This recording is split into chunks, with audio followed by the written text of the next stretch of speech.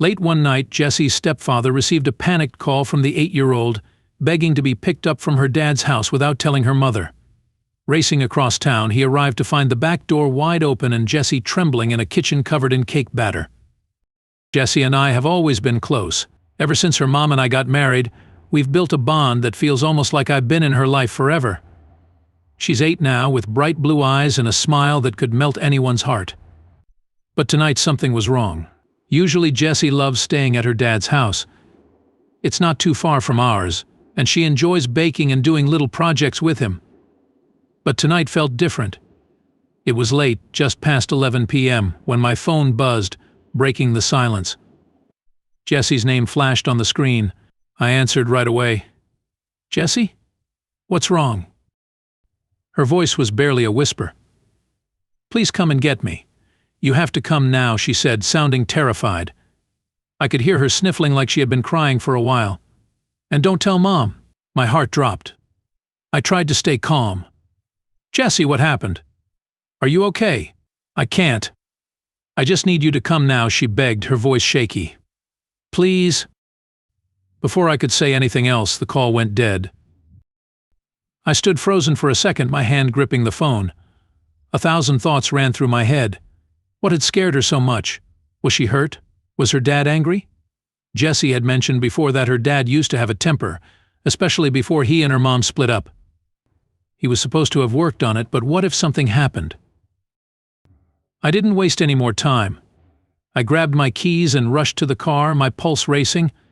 The drive across town felt like a blur. I pushed the speed limit, my mind jumping from one possibility to the next.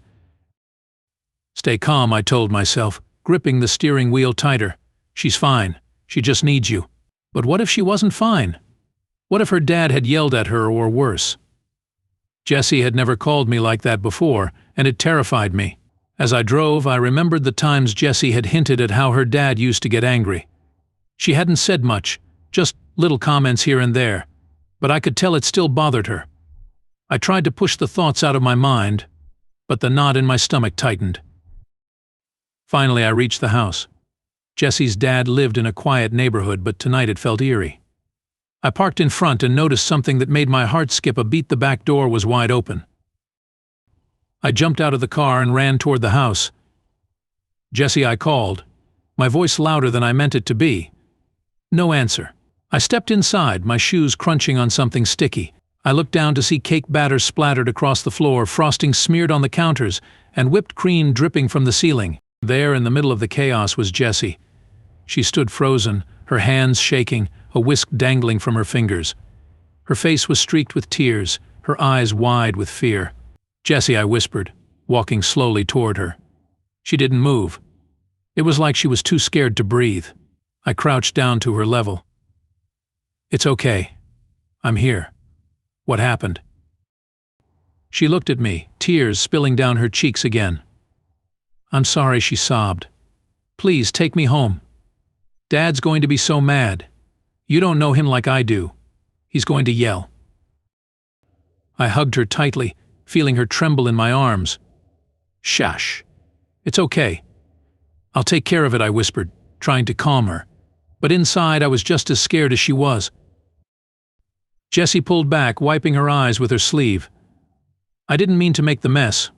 We were making a cake. And then the mixer had just exploded.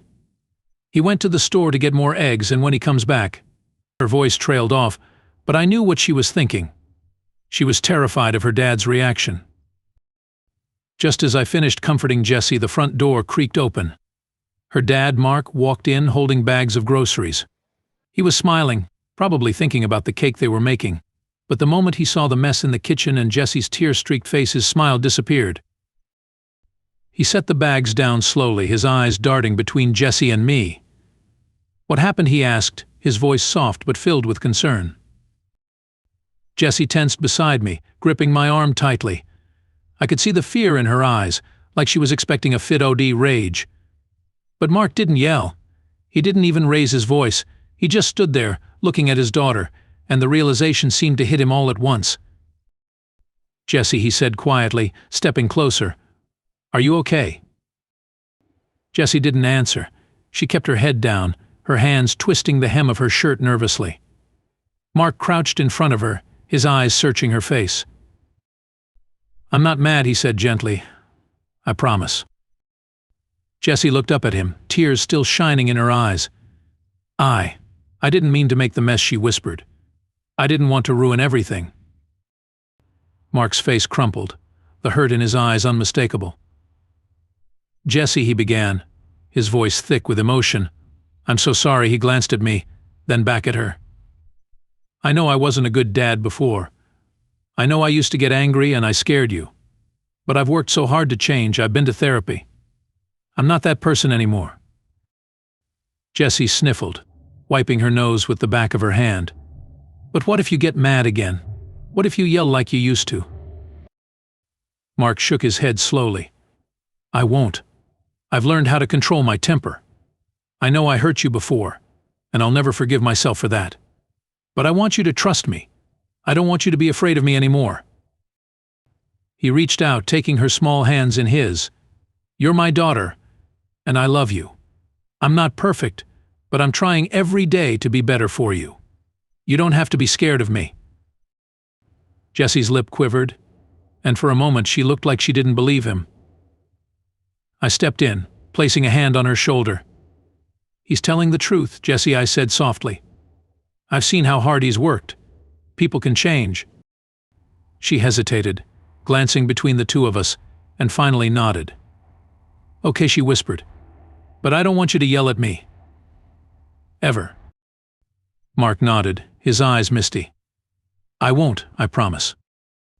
There was a long, quiet moment between them, and then Mark stood up, looking around at the kitchen.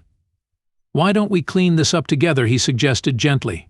"You, me, and, well, your stepdad too, if he's up for it." Jessie's eyes flickered with uncertainty. "You're not mad?" Mark smiled softly. "Not even a little bit." Slowly Jessie nodded again, and together the three of us began picking up the mess.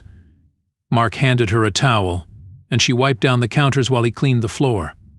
I helped where I could, rinsing dishes and throwing away ruined ingredients. At first Jessie was still quiet, her movements slow and careful, like she was afraid of doing something wrong.